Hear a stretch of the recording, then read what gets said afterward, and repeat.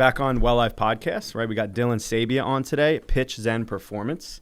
He helps pitchers optimize themselves, throw harder, have better mechanics, stay healthy, right? Optimally, that's the goal. So yeah, thanks for coming on. Tell us a little bit about appreciate you having kind of me. like what you do with Pitch Zen to start, and give a little intro about what your whole track record is. Yeah. So with Pitch Zen, my company in general, it really just started with like trying to fix the mistakes I made my college and professional career and even in high school, and give that back to the community, obviously, that's given me so much like in my life. So really that's when it started. I started about 2-3 years ago, probably went like full time into this is what I do probably about a year ago. Was training guys while I was playing indie ball. So my first year in indie ball, I played in the Atlantic League with the Hagerstown Flying Boxcars. Got released because I pitched horrifically, and then signed Also just fucking wild names. Yeah, just crazy, especially in indie ball, like just crazy names. So yeah, and that was voted on by the town. That's actually so like crazy. it was like the Hagerstown Flying Boxcars, the Hagerstown like Suns was the old minor league team that I think was the Nationals at one point. I'm not totally sure, but they had like a bunch of different names, and that's what they came up with. Cool. So left them, got released. Obviously, just didn't pitch well. You know, in that league too, like there's a lot of bounce back big leaguers. So like when a guy comes in, he's a big leaguer, like I was one of the youngest guys in the league with a 5 ERA, like, yeah, you're going to get sent home. So I was like, all right. Then I went to the Frontier League, pitched for the Jackals for the rest of that year, threw about like 70, 80 innings for them. I don't remember exactly off the top of my head, but just made a lot of mistakes throughout that whole process, especially with arm health, with workload, was just eventually like hurt myself at the end of the year because I never missed a start. Because I was just like, wow. I'm afraid that if I do say like, hey, I'm dealing with a little bit of like some tightness here, I'm going to get released again. Yeah. Right. So that was in the back of my head. So, but during that time is when I started to really train guys and essentially give back to the guys that I felt like I was like, especially in college. Right. So like I'd made a ton of mistakes in college. So I started training guys then, and then I retired playing baseball. And this is when like it fully became a full-time thing for me, it's really cool. Awesome. So how long has it been since you've retired?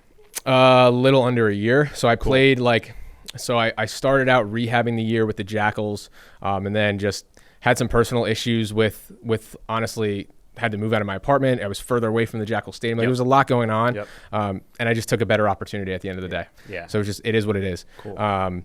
Probably don't have the best relationship with them after that, but again, things happen in the game of baseball. It's business. Yeah, it's just, it is what it is, right? I was looking out for me, and then signed with the Staten Island Ferry Hawks, pitched 3 outings for them. First outing was really good, went 4 innings against York, shutout, which was awesome, but was still just like not healthy. Like arm was bothering me, and I was just like, this is getting like annoying to keep having. Every time I go out there, I feel like I'm at 50%. Yeah, like, but they were the best team in the league, York, at the time. So I was like, all right, maybe I can mitigate the injury and try to see if it'll work.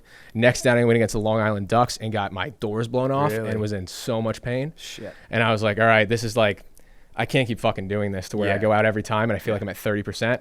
Went out one more outing against York out of the bullpen because they were like, you can't go past the 4th inning. Like, because I kept having to come out because like my arm was killing me.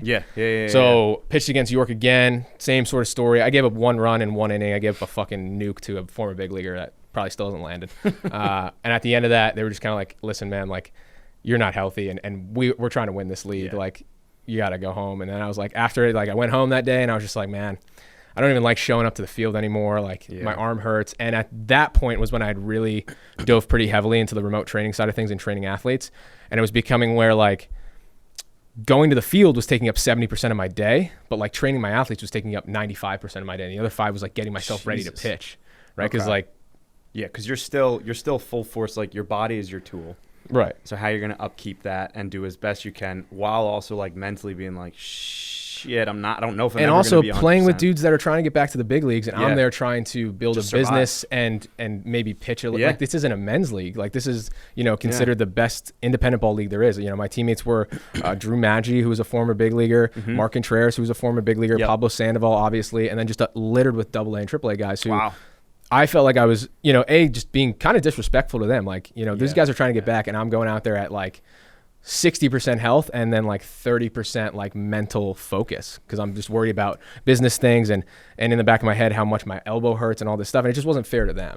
Right. So when I was told like, hey, it's probably best for you to go home, I completely agreed with the decision. I wasn't upset about it. And then like I was like, right after that I was just kind of like, yeah, I shouldn't play baseball anymore. Like, it's just like I had in my opinion, I had a really good career, and I ended it probably not the way I would have wanted to, but Yeah. everything ends at some point. So I just felt like when on that car ride home, because I live in Westchester County. Obviously, Staten Island Ferry Hawks probably like an hour and a half from me, and I lived at home. And when I was driving back home, like that car ride was just super clear for me, where I was like, this is what's supposed to happen. Yeah, stop I'm fighting not, it. Yeah, I'm like, I'm not supposed to keep trying to chase this Yeah. dream that like it's just not going to happen.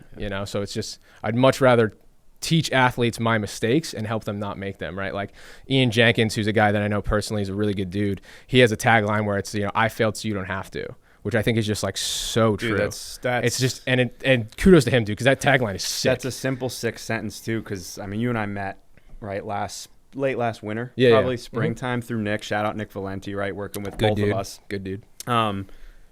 Seeing what you went through and hearing from you, just coming in like, I mean, he sat down with me at the gym just to go through some movement stuff, because your back.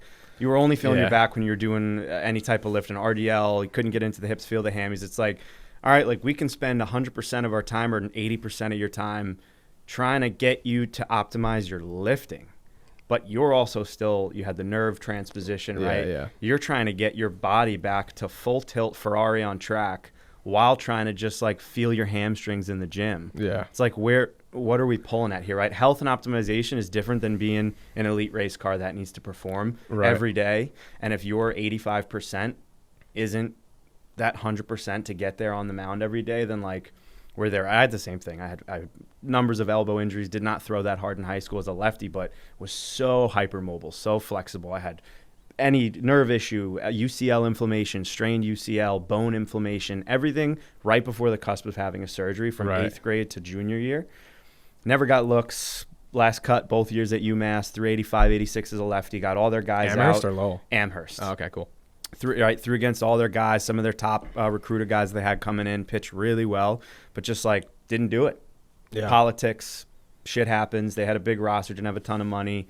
They weren't like fighting as a great program. So it was like, okay, but I totally, that one line is just, that speaks to me huge, because I realized my sophomore year of college, I was like, shit, like maybe I need to learn how to do these things. And my job is to teach people to be better and not just be the guy that tries to do it. And like, sure, my body's firing all cylinders. Now I have the time of day. I have the studio.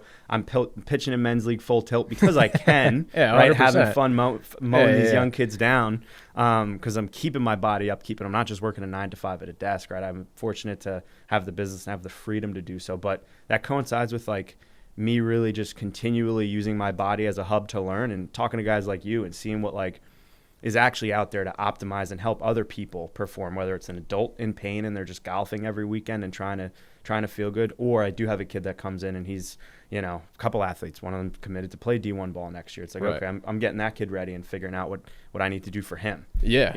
Yeah. And I think the thing for me too was like, I looked back, like again, in that same car ride of just like, dude, when was the last time I was fully healthy? It was probably 2021, right before I had my nerve surgery. Yeah. So it was like 2021, I was at Central Connecticut, had a really good year. Obviously pitched against LSU in a regional, did really well, and then transferred to Oregon.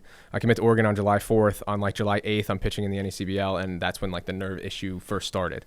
So I get hurt then, pitched the whole year at Oregon with it, just like tried to battle through it. Again, a mistake I made that like I don't want my athletes to make. Like, dude, if you're hurt, don't try to pitch through it. It's just like, didn't garner good results, of course. I don't even know what my numbers were at Oregon, but they weren't good. And then get surgery that year. So I'm out that whole year. So that's 2 years not healthy. And then that following year, I pitch an indie ball and then get hurt at the end of that. Then try to pitch. So it was like 4 years of just like injury. And you're never purely yourself, because you're fighting. No, it's in the back of your head. You don't realize how long this road has been of you just fighting your shit. Yeah, exactly. Dude, that year at Central, like obviously, you can say what you want that like the NEC conference isn't the best Division I conference, and it's not. I'm not going to pretend to say that it is, but like that year, like going out on the mound was just like so much confidence going out there, just because I'd put in like a body of work and I just felt good. Like pitching against LSU and pitching against like Dylan Cruz and Trey Morgan and all those guys that like, big top prospects.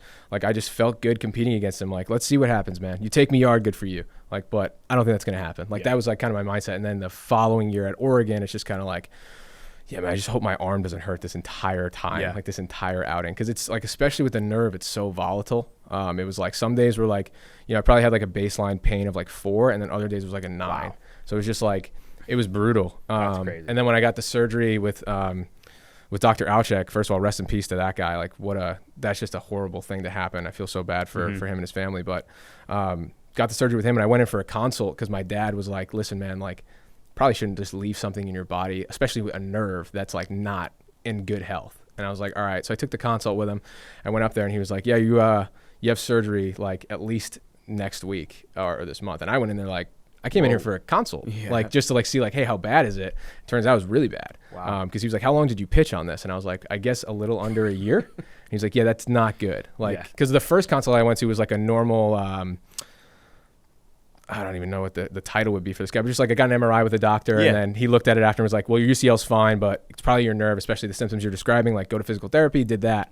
And then Alchik a full year and a half later was like, that doesn't work for pitchers. Like your overhead movement and where the nerve sits, like you needed to get surgery. It was ulnar nerve out of the outlet and they moved it, right? Transposition. Yeah, I don't know exactly what they did. I just know that now the nerve sits somewhere in here. They debated doing that to me in high school. Yeah. And we opted out because I wasn't that full tilt, wasn't strong yet. But essentially, if what I remember is right, it creates a lot of inflammation in that whole outlet. Scar with the tissue ulna. Basically like was compressing my nerve on both sides from what they told me. And as a pitcher, if you slightly strain, and it has to move and thread through the area, there can just be inflammation and scar tissue that creates like adhesion. From what he told me was like if I kept just letting it be, like one of two things could happen. It could maybe get better a little bit, but also I could lose function to where the nerve gets compressed too much and it dies. Then what? Then I have like muscle wasting and all this stuff. And yeah, so it was like that. I just remember sitting in that room like, holy crap, like did I really let it get that bad? And that's again like you know why when I train my athletes now, I just like I'm always checking in like, dude, how are you feeling? Like just be honest with me, because like I basically lied for a whole year and a half of like how healthy I was, of just like, oh no, I'm fine. And in the back of my head, I'm like, there's something so horrifically wrong in my elbow. Like I know there is. I just don't know how bad it is. That is the worst. It's the worst feeling I mean, like an injury and like as like a sprained ankle, broken ankle in any other sport, anything is like, I feel like it doesn't compare. I mean, I couldn't push down on soap bottles, like compress my ulnar nerve. I had shooting pain in that, and it feels like when you go to throw, it's it like feels the shakes and you stuff. had a massive dead arm, like someone took 1,000 they took your, punches. It feels like to someone your took your elbow. velocity away. Like, literally. Like there's no snap. There's no nothing. Like there's zero. You feel dead. Yeah. Right. It changes the game, even though it's like just your elbow and you can still use the rest of your body. Like that's the last. That's the last effort. effort. And the thing that I didn't realize too was like how much it like worsened my mechanics, because I was pitching to not have pain instead of just like pitching to get out. So like slowly, like over time, like watching my own mechanics back, like they just look so much different from one year to the next, because it was just like I just got used to. And then when I eventually got surgery and was healthy again, my mechanics just like didn't look the same. Like they just looked so much worse, because I was just like trying not to get hurt again, you know, because it was like that whole year was tough with like the injury, and like you finally like, for me, like my biggest thing was I always wanted to play professional baseball, and I always wanted to play at a high level in college. Dude, that's everybody's dream. And then I get there to Oregon, it's just like I felt like I walked in the doors like half of who I was when they recruited me. That sucks. Right? And like I felt bad for my teammates. You know, obviously, you can throw yourself a pity party, but it's just like, you know, in that transfer class, like we were supposed to be some of the missing pieces to hopefully an Omaha team. And you know, I don't say this braggadociously, but I was supposed to be one of those pieces. Dude, totally. That's why I'm recruiting you. Yeah, exactly. And I go in there and it's just like, you know, obviously I pitched a lot that year. I think I pitched over 30 innings for them out of the bullpen, so I still pitched, like I still rolled out there, but it was just like, damn, dude, they're expecting like a good result out of me, and I just like, I don't know if they're gonna get it.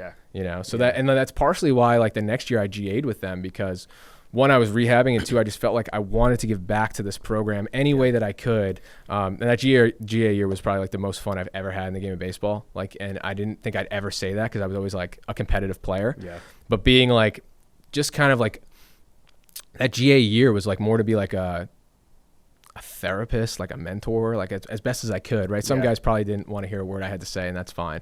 But other guys on the team, I felt like I really did help, like just talk about life, talk about baseball, like that's cool. Especially the young guys, because you started your coaching career there. Like, so like that's cool. It was we had a lot of young guys that year, so we made it to Super Regionals that year, lost to Oral Roberts. That was just like a crazy series, like still like. Obviously, it didn't turn out the way we wanted to, but like just a cool experience to look back on. But we had a very young staff. So like talking to some of the freshmen was like, it was just a cool thing for me. Like that was like the most fun I had like inside of baseball, like just being able to go to, you know, Utah and just like pretty much watch the game, help guys, like help out our pitching coach and like all this stuff. Like I really enjoyed that experience, and that's where I learned a lot too, just of like how everybody learns differently and how to help athletes and stuff. Yeah, that's cool. Like you're developing your beast without even realizing it throughout your whole career with opportunities like that. What honing in on the business end, you're riding buses, playing minor league or independent ball. Money's not there for you to live a successful life. Man. I mean, also like you can depict it, a reality to the audience as best you want if you want to talk to them about minor league ball. But I want to know a little bit of that and somewhat of what sparked the business. What sparked like that, right? Because in my head, I might be like, money not happening, the hopes of a big league contract, and you're just like, well, what are we doing? Yeah, I mean, like I always knew that I was meant to do something in baseball. Like I didn't know what that was going to be. I always thought it was going to be a big leaguer, and obviously that didn't happen. And then I went to, during my year from my GA year into my first year playing indie ball, I trained with Tread Athletics. Okay. And then the guy I trained with was Hunter Townsend, really good dude. And I just like thought his life was dope. I was just like, this guy gets to show up every day, like help people get better, and then gets to go home. Like that sounds like a pretty cool life to me, like to just help pitchers. So that's when the spark initially happened to where like, damn, I really enjoy being on the other side of the fence in a sense. And then the reality of being in indie ball or in the minor leagues, it's just, you're not making any money. And like, I felt like, I'm 26 years old. I was playing indie ball when I was 24, 25, like a lot of my buddies back home, like they're lawyers now and accountants and like starting these huge like lives. And I was like, all right, my life, like as far as how it's supposed to be trajectory wise, is going kind of like this. And baseball is just like going downhill. Like it's been going downhill since 2021, right? When I was playing indie ball, it's 2024. So 3 years, I just felt like my career was going down. Painful realization. Yeah. So it was just like, on those 6-hour bus rides playing Quebec and Toronto, Quebec and Ottawa and all these teams and stuff. And you're just sitting on these brutal bus rides. And it's just like, you're chasing the dream, and it's just like at some point, like, do I think I could have played at a higher level than I did? Maybe. Like, I think I was a really good pitcher when I was healthy, but scouts didn't see it that way, right? So what am I going to do? Like force them? Like they just didn't think I was good enough to play at minor league level. No, hold on, wait. No, I think I'm really good. Hold on, wait. Exactly. So let it's just like, healthy, let my elbow heal. Like, it's just like, it got to a point where I was like, it's, as I said, life's going one direction and baseball career is not. And it's clearly was something that I wasn't meant to do, in my opinion. So it's probably just, it was more like I should probably start helping some kids, like not make the mistakes I did. Yeah.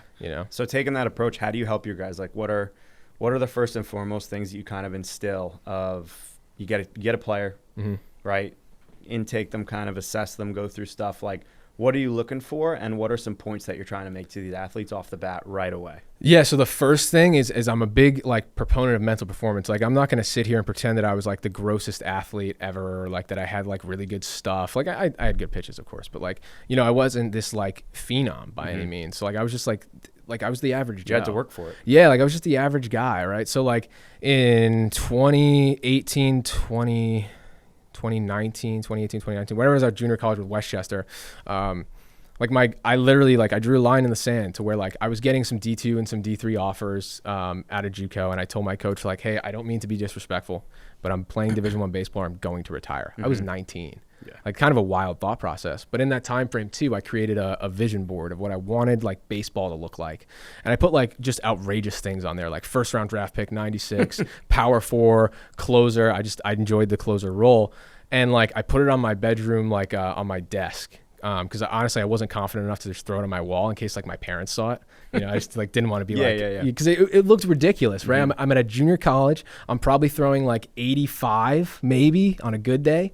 Like I wasn't throwing hard, and I'm putting that I want to be a first round draft pick and play Division I baseball. I sound insane, right? But all that did was like you flash forward 2 years later, I'm up to 94 miles an hour. I'm playing for the University of Oregon. And in that time frame, like I had a lot of offers for some pretty big schools, which is great to say. So first thing I make my athletes do is, dude, create the crazy vision board. Yeah. Because now it's on paper and now it's real. That's cool.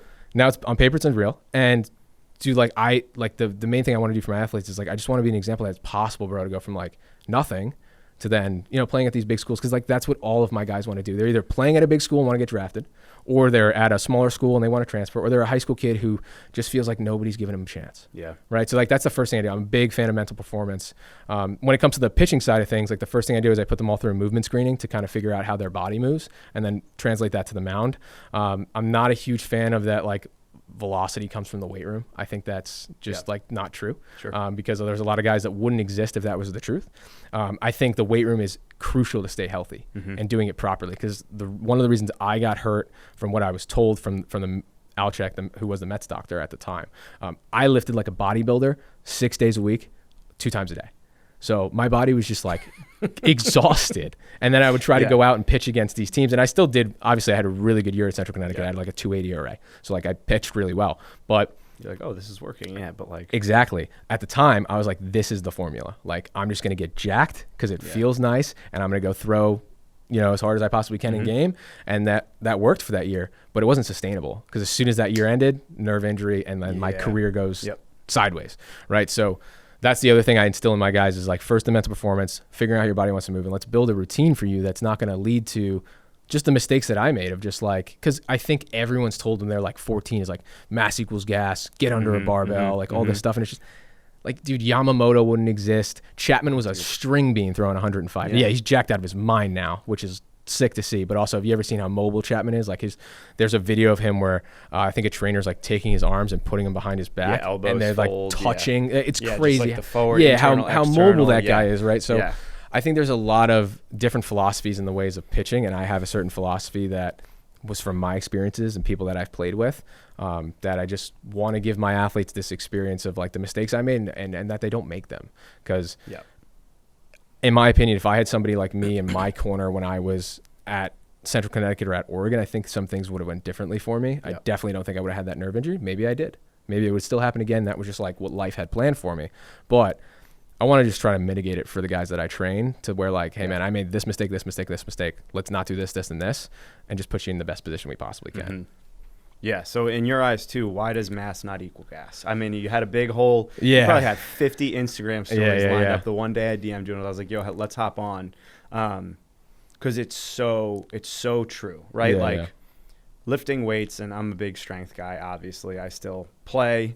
Velo's not crazy at all, but like, I know it keeps me healthy. Right. But also at the same time, to be totally efficient, right? Like, you got to have the engine, but if you got a Ferrari engine, it needs to be in a Ferrari to make it move fast. If you put the Ferrari engine in an 18-wheeler, that shit's not moving that fast, but it's the same engine. Correct. I think it's threefold. I think first off, there's a lot of guys who are in high school right now, and I see it all the time because I have a partnership with a facility that I'm in every day and see all these kids. There are dudes that are 6'4", 6'2", 200 pounds throwing like 83, and then I have athletes who are 5'9", 165 pounds throwing 90 miles an hour, just whippy, right? The ball explodes, right? So that's the first part where like clearly by definition, mass can't equal gas, so that first kid wouldn't exist. Secondly, like, I think when it comes to the style of lifting a lot of athletes do in the beginning, they probably have a strength coach at their high school or at their college, and they're a former football guy. So we're doing these like Olympic sort of style lifts, and it just doesn't translate to our sport, right? Like, I think your example is perfect. Like, pitching is very much like driving a Ferrari. It's not driving an F-150. Yes. Like, it's not like you're not muscling the ball to home plate, which is honestly what I thought you did throughout my entire college career, because that's what kind of worked for me in the beginning, or at least I thought it did, right? And now when I look back at it, like, the weight room probably did help with like keeping me healthy, and then obviously led to injury, but I was also a very good free mover naturally. What happens with a lot of these kids is they're not good movers at the moment, and then they think that they're going to go to the weight room, put on all this size, and it's going to unlock 5 to 10 miles an hour. What actually happens is they're probably just leading themselves closer to injury, because now they're stronger in worse movements, right? So they're just having this horrible arm action or whatever it is, where their like arm could be down at foot strike, and now they're just 15 pounds heavier, putting more force on the arm. So sure, you might throw harder, but you're also going to hurt yourself. That's so true. That's interesting to think about, because there's so many different pieces of like the biomechanical entity that the human body needs to be to go from, because really you're creating force from the ground. That's the only thing that you're starting to create force from. Right. Your muscular system's translating that up elbow to hand. Right. And physical in a mathematical way, force equals mass times acceleration. Right. Velocity is the amount of force over time. Yeah, it's about right? sequencing through time and so space. it's creating force in shorter amounts of time to burst through. But if you're doing that inefficiently, right, that's when you talk about energy leaks. Then you can kind of ride up in the chain, and you talk about all these different, people can use technical terms like valgus and arm angle and all different torque numbers and stuff that people can go through. But like, bottom line, creating that optimal force and timing. Yeah, I think the thing is going to create is everyone has their different philosophies, and there's just no one way to do pitching. Yeah. Like, there's probably 50% of people or whatever that think that what I'm saying is completely wrong. And that's fine. That's your philosophy, that like the weight room, whatever. But I think where common ground can be had is like, there is no one way to do this, and we don't have a definite answer of like how everybody throws hard, because if we did, everyone would do the same thing. Yeah, and there's a huge genetic component too. 100%. There's kids that step on the ball field at 13. Yeah, 100%. That are whatever weight, height you say, they're pumping it. Right? You see some of those newspaper phenoms, 92 miles an hour in 8th grade, and like he's getting looks, and it's like cool, like, but then that's great. Where's the sweet spot for that guy versus another guy? Yeah, and there's just so many different ways. Like if you want to look at big leaguers, for example, like just so many different ways to get to the big leagues, and like how guys just develop differently. Like our 2 Cy Young winners this year, Tariq Skubal had 1 offer to Seattle U, and Paul Skeens had 2, a Navy and Air Force. That's crazy. So like, dude, Cy Young winners had 3 Division I offers combined, and then you have guys, who had every Division I offer in the country, and those guys are very successful. Well, you look at like a Jacob deGrom was a shortstop. Exactly. Or you look at like, and then the flip side of that coin, you have Matt Harvey, who was a phenom in high school, and then goes to North Carolina, was a phenom there, and then was a phenom in the big leagues for a short period of time. And then what happened? And then, he blows out too, unfortunately. He was probably my favorite pitcher to watch growing up. Like just the Dark Knight, all that stuff like that was so sick. So sick. Yeah. But it's just, that's just like, those examples are really just to show is like, there's just no one way to get there. There's just so different for everybody. There's guys who, try to go to Japan or overseas first and then get signed. So it's just the notion that there's just a one size fits all is like my stance of just, that's just like so utter bullshit. Yeah. Like there's just no one way to do this. There can't be, right? It's like my kind of, overlook of the body is, right, the human body has to move. Every body has to move 90% the same way. Right? You have different dimensions, you have different joint angles, and people have different hip angles and stuff, but you got to hinge, you got to squat, you got to push, you got to pull. That's just baseline how you develop the anatomy based off of the skeletal system. Right? So how do you take that last 10% and do what's best for that athlete? Right? Because for me, it's like strength. Yeah, that saves a lot of things. Muscle development around joints, that should save the joints. Right? There's a lot of studies, and I said this to you yesterday. I was looking up a bunch of studies just to figure out what the correlative things are. It's so hard to find correlation for everything. But one base thing was they saw huge mitigation in elbow injuries and strain on the actual elbow and ligaments based off of forearm strength, forearm muscle size, and then bicep, tricep, and shoulder strength. Right, just minimizing wear and tear, because those big muscles should be taking some stress off the actual system. But then again, it's like, where's the sweet spot? Are you just bicep curling your way into oblivion because you want to get jacked, or are you doing it for performance and you know when to stop? Right. I think the thing is too is that like, again, like I was, I guess, lucky and unlucky enough to get surgery with Alchek, who was a pretty good innovator in the space as far as elbow surgeries and UCL injuries and stuff. And when I was sitting in front of him, I wanted to ask him questions. My brother actually went to him. I don't know if I saw him, but my brother went to him. I wanted to ask him questions, and like one of the questions I asked was like, so what causes Tommy John? Like, how does this happen? And he was like, we don't have a set answer for that. Like, I can't tell you why you blew out and another guy didn't. And they say like it's like on ball release is like the moment that it. You hear so many guys, like if you speak to guys who got Tommy John surgery, like different guys, they all explain it in a different way. Like some guys are like, it feels like a rubber band snapped. Other guys are like, it felt like somebody pulled like a piece of string out of my arm. Like, it's just so different for everybody. I've heard people say it felt like like something exploded in my elbow. It's so different. So we don't know why. So a certain athlete gets Tommy John, a certain athlete doesn't. We know that we can do a couple things to try to help and hope that it doesn't happen. And we know we can do, we see a couple things in the delivery that, hey, if you do this enough, this is probably going to lead to a bad result. But if anybody's like sitting in front of an athlete is like, I can prevent Tommy John, it's like, dude, come on. Full of shit. Yeah, just like straight bullshit. No, like give it up. Yeah. We're going to try. Yeah. We're going to obviously not do things that are going to push you further in the direction of it having it happen.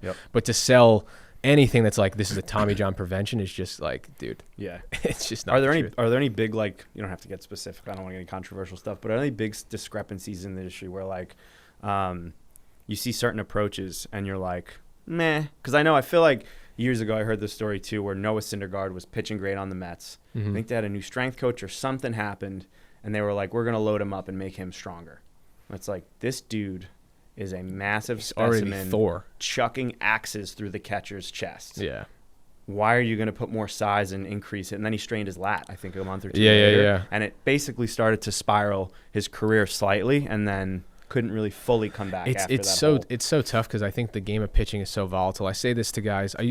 So obviously I coached for 2 years at 2 separate colleges, and one of the things that I always said was pitching is it's such a different position than anything else. Like, you know, tonight I think the Jets play the Patriots, I'm pretty sure it's the Thursday night game.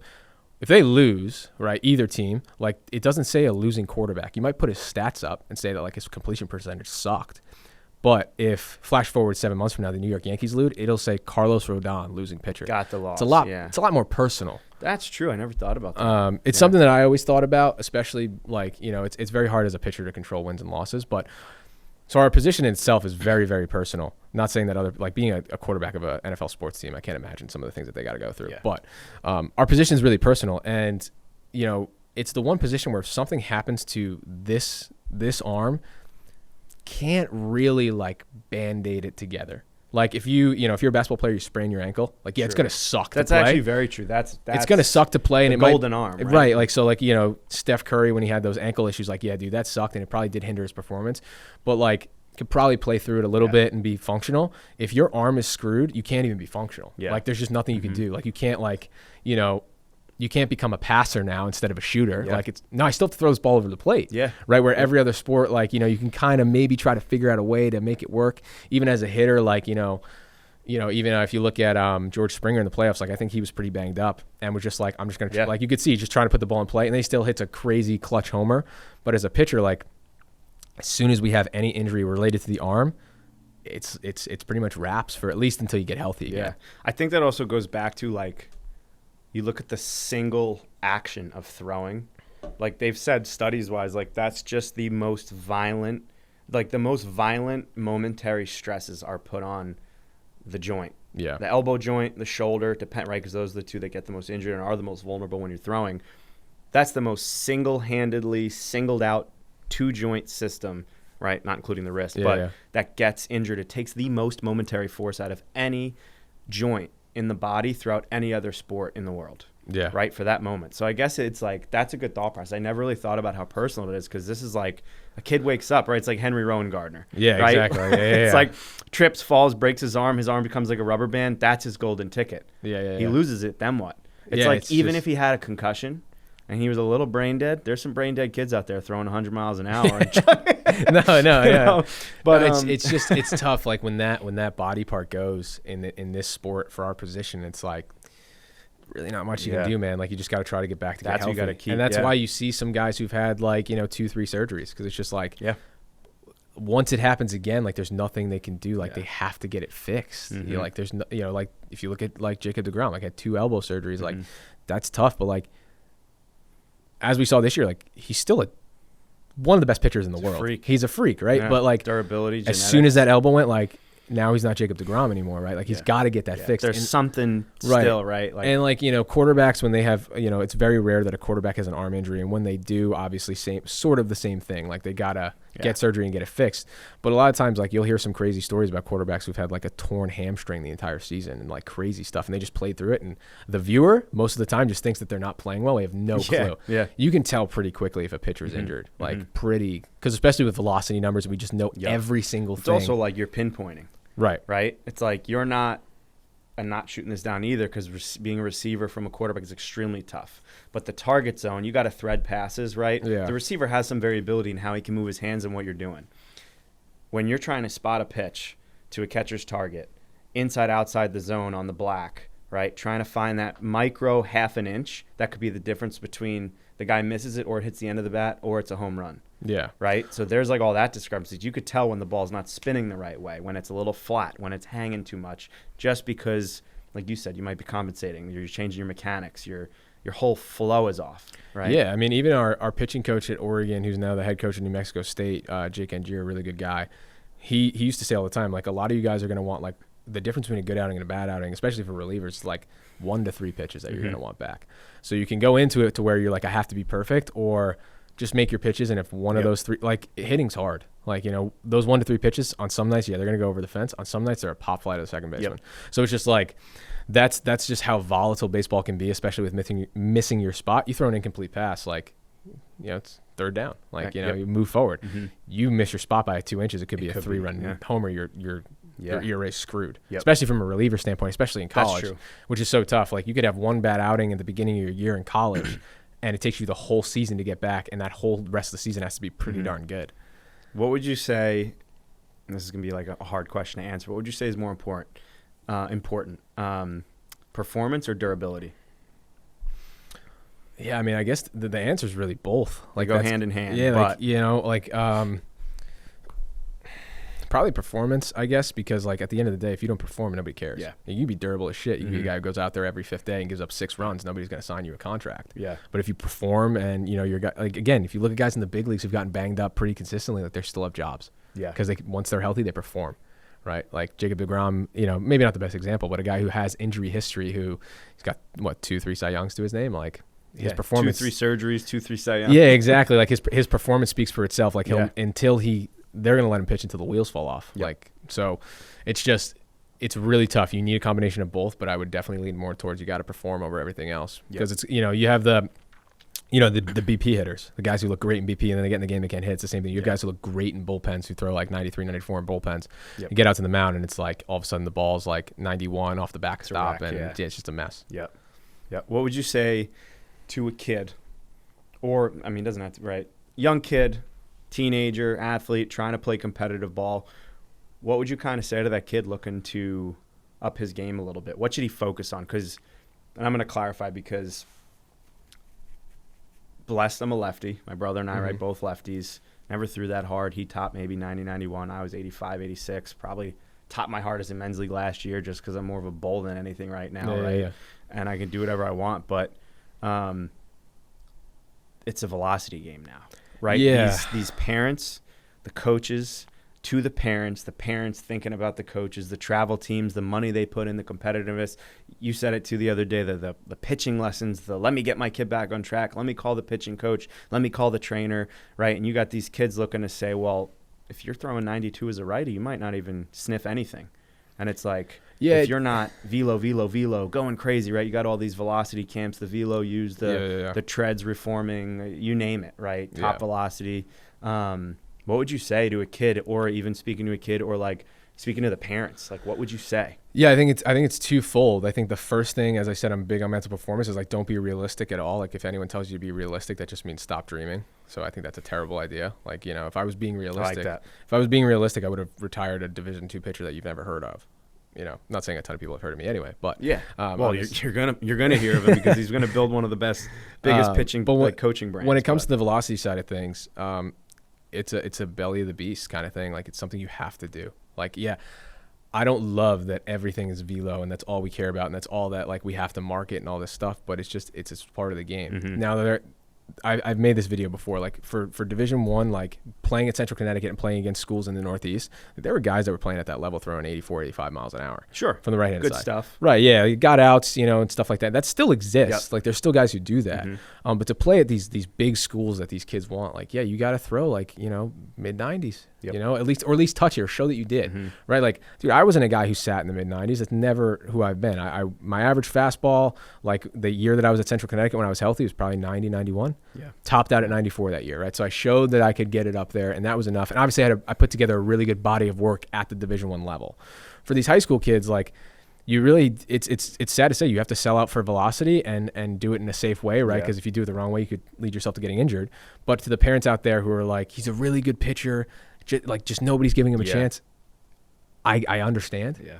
But he's got to throw harder. Like, that's just the reality of it, because that's the first thing college. First thing colleges want to know. Like, when they're recruiting you, what's your GPA, what's your SAT score, all the stuff for academics. Sure. And it's like, all right, how hard do you throw? Yeah, like 60-yard dash, 225 bench press. Now what are we doing here? Yeah, and then it's me, like, how hard do you throw? Yeah. Right? And if the answer is like, I'm a righty, I throw 86 to 87, and you're trying to go to, a pretty high power 4, it's, okay. Yeah, it's just, there's just a lot of high school kids throwing hard now, man. What are some in season and out of season discrepancies that you think are a problem, or is the right way to do things, right? Because you got kids going from spring ball, summer ball, fall ball, winter pitching lessons with their baseball team clinics, still trying to throw and get stronger. In my opinion, and I even saw a video on LeBron about how he basically, his whole career, I think, and well, more now, obviously he's a freak athlete, so you can't really compare, same thing like a DeGrom, but Right. he's completely doesn't even touch basketball for a couple months once season's done. Yeah. He is full force weight room. Let me get my engine. Let me build it. Let me get my body healthy. Let me feel as good as possible, and then I can work on the skill stuff. It is hard because there's a balance of like, okay, you want a 12, 13, 14-year-old kid to develop. You got to work the change-up grips. You have to work fine movements and get a feel for pitches. You can't just kind of go cold and then expect that curveball or change-up or anything to be there when they come out. So what's kind of the balance that you'd talk about? I think I'm going to address a couple things. So first off, like the kids that are younger, like 12 to 14, if they're throwing any off-speed pitches, I think that's a horrific idea. Besides the change-up, just because there's no point. Like nobody's recruiting you off your 13-year-old curveball. It's just there's no point to that. So that's actually a good point. That's the first part of it. The second part of it is which also you see these curveballs in the Little League World Series. Yeah, and they're good. Biting them off, but like kids aren't hitting them because it's just like they can't hit the fastball anyway, and it's like, are you trying to be the best pitcher at 12 or trying to be the best pitcher at 27, right? Yeah. Sorry, I just cut you off. But go ahead. No, you're good. So when it comes to that side of things, I'm not a huge fan of shutting down for a long period of time or shutting down at all, really. Pitching's very, very tough. Like anyone who says that like throwing isn't natural, that's bullshit. If we give a toddler a rock, he's going to pick it up and throw it like this. He's not going to underhand it. But it is something that you need to do consistently. So I'm a big fan of deloading. I'm a big fan of like, especially for guys like a lot of my college guys right now, they just played a whole summer ball schedule. Now they played the whole fall. A lot of them were trying to earn jobs. All right, now let's for 2-3 weeks, let's taper down the throwing, but to stop it completely, if you shut down for 2 weeks, it's going to take us about 2 months to get you back to where we're sitting right now. Like, because you're going to go from 0 to 100, right? So we have a month and a half build-up phase to go from like, all right, let's throw it at 60 feet. Let's throw it 3 times. It's just, it takes so much longer to get back. And what happens is a lot of guys will take that 2 weeks to a month off and then ramp up way too quick because a lot of these guys don't have a lot of time, especially for college, right? You end the fall schedule right around before Thanksgiving. You're like, a lot of them are in 8-hour periods now.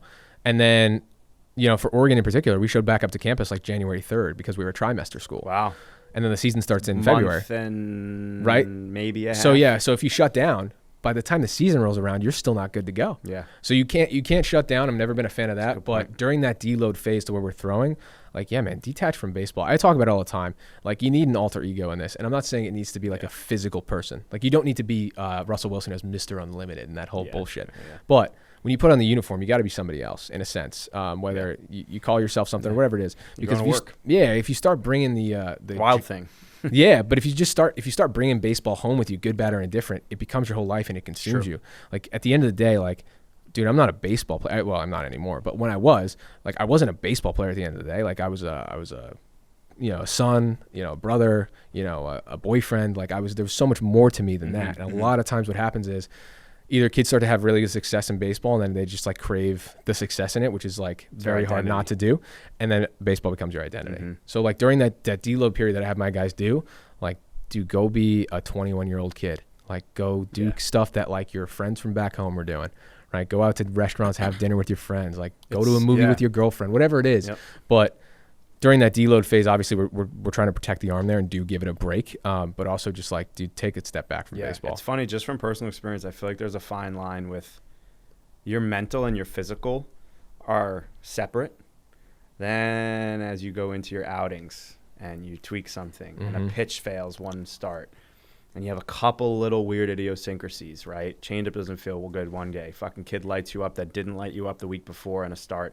And you're like, then your mind starts to mesh with your body and you're like, wait a second. I feel like then that becomes dangerous because I've seen that firsthand just throughout my entire life pitching, whether it is discrepancy with arm pain and now I'm suffering and my mechanics are off, but just mentally saying like, if you don't detach, I feel like there's that mentality of like, you start to think about what your body's doing on the mound. Then you stay living in it. Whereas if you do detach, you deload a little, you're not just the baseball player, you're just a thrower hanging out, loosening up. That's when I feel like, and you said, right, there's almost when you start to compensate, or when you start to try to throw a certain way or change things a certain way because other things that might have come naturally to you, maybe you don't work 1 or 2 starts, and then you get in your head about it, and then you actually start to go down that pitfall, right? Yeah. It can start to affect you rather than just letting your body flow, be in it, let your body throw, let your arm hit its natural slot, let everything click and be natural and smooth with it. It's like hard probably for the viewer. They're not a ball player to kind of listen to it, right? Like the first part of that is the hardest throwers I've ever been around are guys that like don't think about much. Yeah. Like really, we're kind of just like, yeah, dude, this is just kind of like what I do on the weekends. Crazy. It's crazy. Like for an example, for one guy who like great dude, Adam Meyer, who was our Friday night guy at Oregon, like didn't really hear him talking about like the intricacies of mechanics, which is nuts. But through, I think Adam that year probably topped out at 96, 98. He got drafted by the Braves. I think he's in AA now. Like, I guarantee if like you know, Adam probably knows a lot about mechanics. There's no way he doesn't, obviously, because he throws hard. But I guarantee he, like, at least from the conversations we had in the short time that we had at Oregon, I don't remember him talking about mechanics like in depth as much as some of the conversations that I've had with some other athletes and some of my own athletes who get very like nuanced in it. A lot of those guys that throw hard like don't really. That's think true. that You can much. almost like live in your head too much. I guess it's like anything in life, right? It's like if you're driving your car and something comes in your way and you just react, you're quicker. Right. But if you think about where you have to go as that thing's coming in your way, you're slower. Right. So it's like if you start thinking about what's my back hip doing? How am I doing this? I didn't land that right way. This mound sucks. I don't know what I'm doing. Where am I going? That pitch, what the direction was off. Yeah. I mean, Ben Brewster, the head of Tread Athletics, has he tweeted this out. I'm paraphrasing. I don't know the exact quote, but it was like thought's the killer of free movement. Like the more we think about movement, the less we actually do it.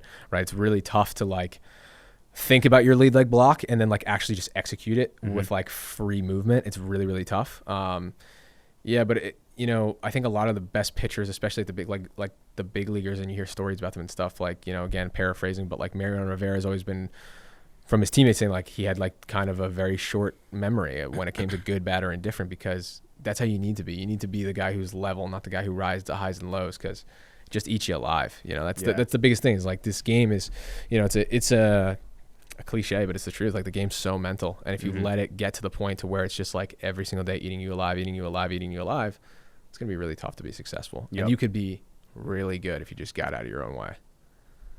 I love that. That could apply to literally anything, like I just said. But for a pitcher who's got to be mindless, and just let the ball flow, that's got to hit. It's tough because obviously, like, our brain doesn't stop thinking. It's just changing the thoughts and making them, positive self-talk is a really big thing. Again, that's another thing where people can agree to disagree or whatever. But, I think there's the big piece of mental performance is a little bit of like faking it till you make it, in a sense of just like telling yourself these. You almost always things. got to fake it till you make it, because if you fake it and you make it a little bit, you got to keep faking it to get to the next level. Right. Yeah. Like, perceptually, right? There's a clip of George Kittle where I think it's on the documentary that they had on Netflix, like Receiver or whatever. Yeah. And it was when he was like definitely dealing with some injuries, and he's like he had a thing where he was like, breathe in health, exhale pain, right? And it's probably because he was pretty banged up, and like.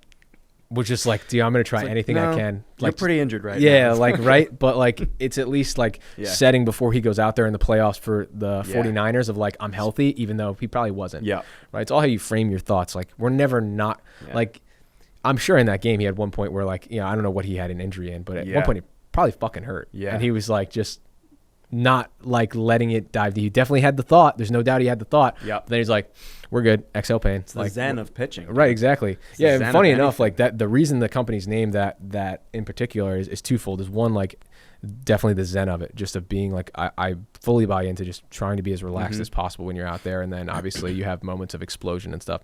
But also we had a statistic at Oregon in the fall.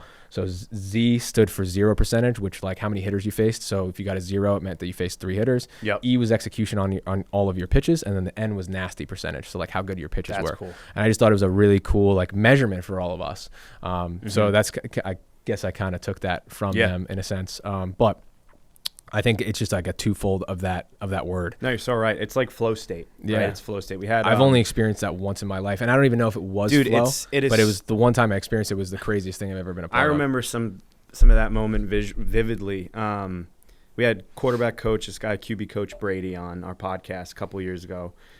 He talked about that and how he kind of praises that to his athletes of just like, dude, like don't think, move on, keep going, move on, right? And it's almost like an I don't care moment. That's how I kind of visualize it. But you're not caring, so you're not thinking, so you're just going. Right. And then it was in the movie F1 too. There was a scene with Brad Pitt outside of the hotel saying like, I'm searching for that moment on the track when everything's quiet. I feel like I'm moving in slow motion, but I'm going 170 miles and whatever the speed is, right? Yeah. Like, there's just twofold to sort of the flow state and stuff. And like, you know, again, people can think whatever they want about certain athletes and stuff, but there's a clip that I love of Rory McIlroy when they just won the Ryder Cup, which obviously sucked for the United States. But there's a clip of Rory McIlroy where a fan says something to him and he replies with, "I'm really fucking good." And the announcer or the interviewer asked him about it. And they were like, you know, you said, you know, to a fan that you're really good. And he goes, I am. I'm really fucking good. I'm really good. Yeah, in his accent, right? But like that's a lot of athletes. Like that's just their stance on themselves. And it's why they're so good. Yeah. Like, you know, Conor McGregor, you can think what you want about him too. But like, dude, guy achieved a lot in the UFC. And like, if you watch any of his motivational stuff or anything, it's just, he just believed in himself more than he probably like anything else in his life. Psychologically should have, right? Right. And then when you get into the flow state, you know, I think the reason that I had that one experience where I was in the flow state, it was in a championship game against Bryant. Yeah, I was going to ask what it was. Yeah, so it was in a championship game against Bryant. It was make or break, right? If we win the game, we move on to, so it was best out of two in a sense. So it was the way it was, we had already lost the game. They hadn't, so we had to beat them twice to win the championship. So I pitched the last 4 innings of that game. And like 2 weekends before in just like a regular series, I kind of let my emotions get to me to where I was just like pitching out of like anger in a sense. And it ended up to where the second inning I went out there, like my velo was down. I gassed myself. Yeah. So all I was trying to do against Bryant was like bottle up the energy while I was out there and just like hold it like a lid. Yeah. Because the whole time I was trying to like not to explode. Because obviously like I went 4 innings scoreless against them. We end up winning the game. There's a lot of back and forth in that game. Would have been very easy, like when I struck out a guy to end an inning, to just like explode. The game's not over, right? So I was just trying to bottle it up. And when I was out there, it was the only time I ever experienced that sort of flow state where like I know there was people in the stands, but I don't remember hearing anything. Obviously, I know my teammates and their teammates were in the dugouts, but I don't remember seeing them. Like there's a lot that was so weird about that performance. Dude, that's bizarre. And then it was like literally like it was the only time I've ever felt like I blacked out in life. To the final out happened, I go ballistic, our whole team goes ballistic, and then I wake up in the dugout. Like I don't remember shaking hands with anybody. I just remember like my pitching coach in front of me like shaking me like that's like going on, you know? That's like true like it was euphoria. I mean, probably what it was. Like it's like true like just zen of being in the moment and executing, right? Your body goes on autopilot, but it's because you put the work in, you know what you do. Your body knows how to move, whether it's drills that the kid needs to do in the off season 200,000 times. To then step on the mound and effortlessly do it while he's not thinking. Yeah. And then it's the combination of the adrenaline honing in, right? Yeah, and I think it's so hard for pitching. Like a lot of guys like do all this mechanical work and then they get on the mound and they're like, all right, now let's see if it works. Yeah. And then they're thinking about it instead of just like, you know, it's the like pitching. Trust the body. Yeah, pitching's very much like a kind of a Mr. Miyagi effect, like in the movie, right? Karate Kid, like doing all these weird movements or whatever it is, and then just like trust, like then just trusting it's gonna work on the mound. Because if you try to like fix your lead leg while you're on the mound, it's too late, bro. The hitter's thinking about taking a yard, not thinking about his, you know. Yeah. There are probably some hitters out there who are thinking about like their hinge and like you know where their hands are, but if you let your like mind lapse for a second in the game of baseball, and you are one of the guys pitching. Yep. You're gonna give up a double. You're gonna give up a homer. Like it's the way the game works. Like we used to our head coach at Oregon, Mark Wazakowski, who's one of the best human beings I've ever met, always talked about like we're not playing the game of baseball, we're playing the game of life, and that's what baseball really does represent. Like if in life you let your mind lapse, like you're gonna get kicked in the teeth. If you let your mind lapse on the mound, you're gonna get kicked in the teeth. Yep. If you focus on other things outside of like what you're doing in the moment, you're gonna get kicked in the teeth. So like let your temper get the best of you. Exactly. Like even in like when we're both sides of the coin, when we're up by 4 runs or down by 4 runs, and you let that like that number like get to you, like the other team comes back or the other team just starts beating you more and more and more and more. Just stay here. Right? We had a big thing like we're trying to win the inning, not the game, because if you win enough innings, right, you're gonna win the game anyway. But it's just that mindset, I think, was always just like I learned a lot about mindset from the coaching staff at Oregon of just the way they looked at the game. The way they looked at the game of baseball, right? Of like, you know, a lot of times our coach would ask us questions when we were in like a huddle of like random stuff. He had a 1-2. He always pointed at one of my teammates, Matt Dallas, who's a great dude as well. He would always be like, Matt, what are we? And Matt would always answer with just a dude, right? We're just human beings at the end of the day. And like the big kind of scope of what he was trying to show us was like there's focus on where your feet are, focus on being a human being, and focus on the things inside of the game of baseball, because it's just the game of life at the end of the day. If you try to make it more than it is or try to focus on too many things, it's going to kick you in the teeth. Yeah. So, It's funny being a coach and trying to think of how I can relay information to people better or coach people or cue them better. I try to do myself. It's always like pitching in men's league is like a play. It's like I'm playing with myself to see and test myself of what I can do and how I can coach myself and translate that to life in a way. It's weird, right? It's an outlet. It's fun, cool. But I'm always thinking one big concept I've always taken was next pitch. right. Next pitch, next pitch, next pitch. I will yell that to guys on my team, right? I'll even take it just in life of saying, okay, next pitch, next session, next thing, right? Next rep. Yeah, right? I mean, I think that's why sports are so beneficial for just young men in general, because like it teaches you about life. Like things go wrong. Like we had another sort of saying in Oregon is like, don't need it, right? Because like we get a bad call and we'd be like, I don't need it. Because like things happen in life where like you feel like you got screwed. Yeah. It's like you can either sit in that and really like, why me it? Or you can just move on and just be like, I don't need it, man. Yeah, like, I lost my job. Yeah. I didn't need that one. I got to go get another one. Don't spiral. Right? It's a lot easier said than done, right? And I'm not saying that at some point in my career, my life, I've never thrown myself a pity party. We all have. It's a part of life. But the quicker you can pick yourself up and move on, the better it's going to be. Because, like, especially when, you play professional baseball and you're pitching every fifth day, like, or you're a reliever, like you could give up 4 last night. Your number's getting called again today, bro. So like, are you going to let the 4 runs you gave up last night to the exact same team kill you? Yeah. Or are you going to execute tonight, put up a 0 and then move forward? And you're trying to get looks for teams and you're trying to make the next buck because that's how you're getting paid. And you got other guys lined up in every other country in the world ready to take your spot that could be better than you at any given second. I mean, dude, especially like indie ball is such a weird space. And obviously minor league baseball on the affiliate side is a weird space too. Like you just have so many dudes just waiting in the wings. Yep. Like somebody's waiting to take your job. Like, and I don't think that's very similar to a lot of careers. Like obviously everybody wants to be the CEO of Nike or whatever it is. There's probably thousands of people who want that job.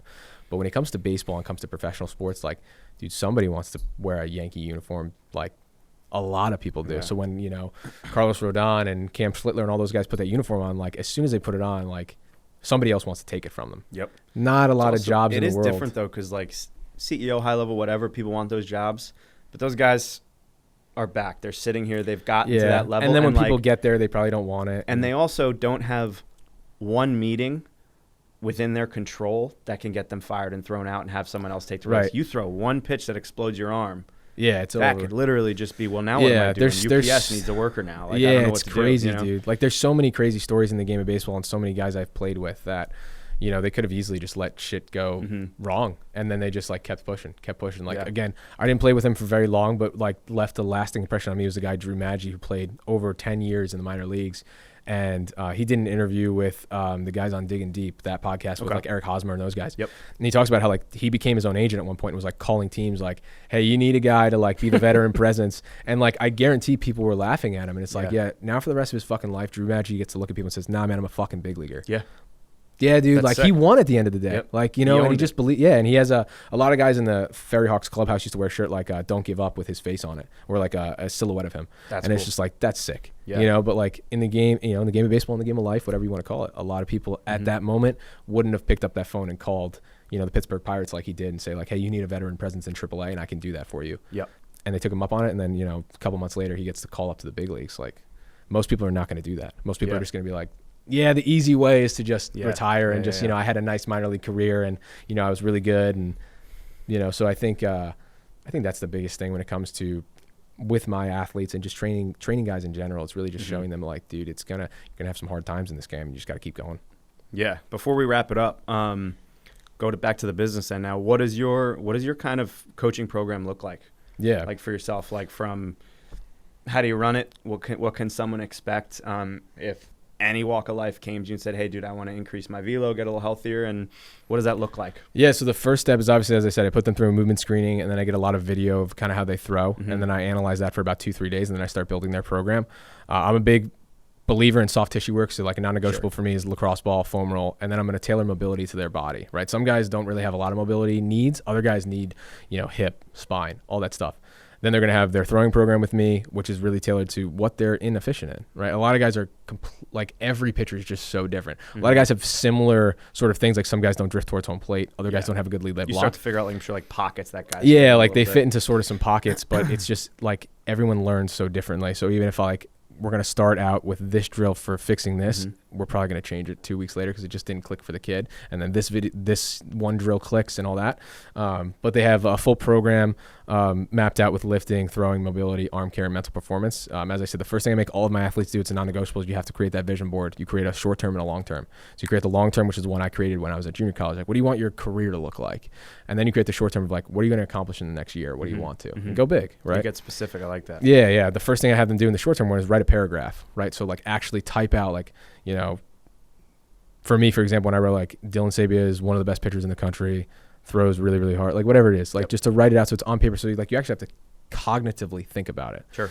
That's the first part. And then obviously they have their program inside of an app run through Connected Performance that's on their phone. And then they communicate with me through an app called Slack, which just super nice, keeps everything really tailored, has all of my athletes, and then it logs all the conversations we have.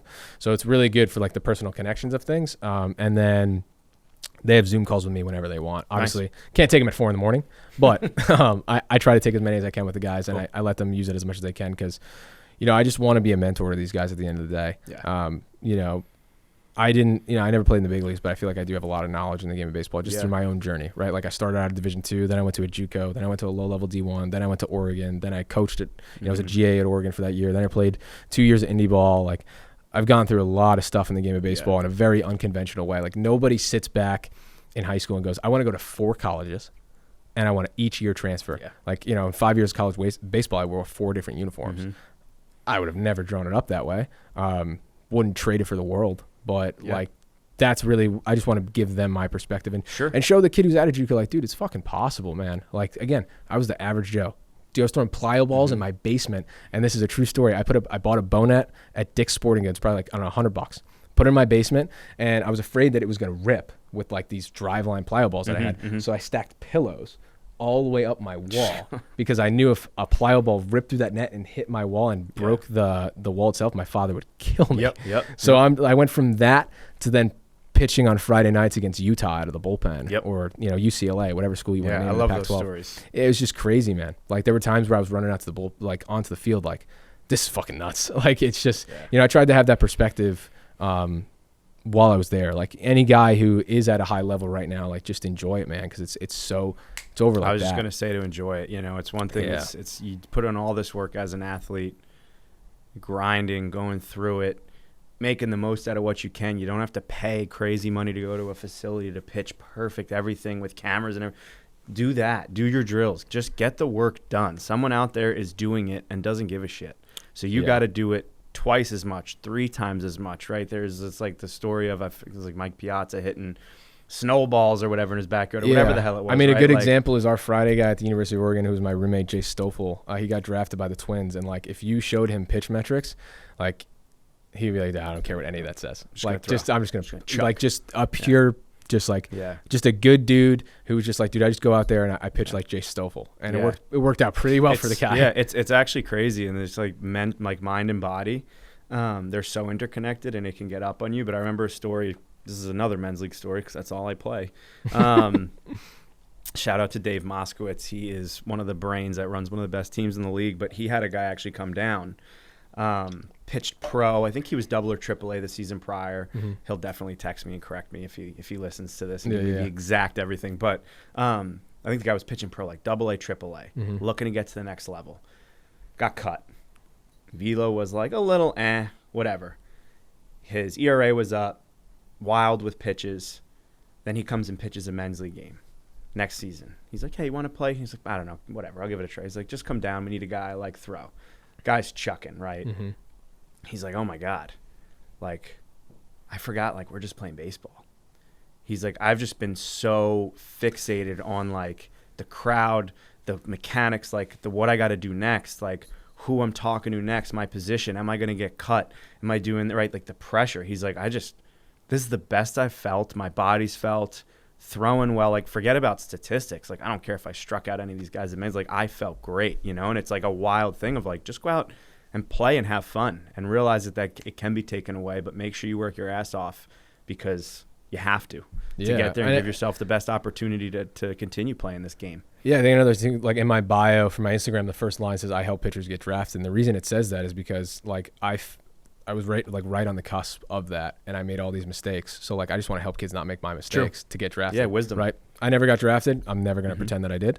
But you know, I can definitely help guys get there because you know I was on the cusp of that. Like and it just didn't work out because of mistakes that I made. Right. Like I lifted like a bodybuilder. I was injured, tried to pitch through it. Like all these mistakes I made, and I just want to help the next generation not make those mistakes so that like you know they do get that call on you know the first day of the draft to hear their name get called. I feel like that's where the most knowledge comes from, is the guys that are in the middle in the grind of it for most of their career, right? Not the guys that shine and naturally throw 102 miles an hour.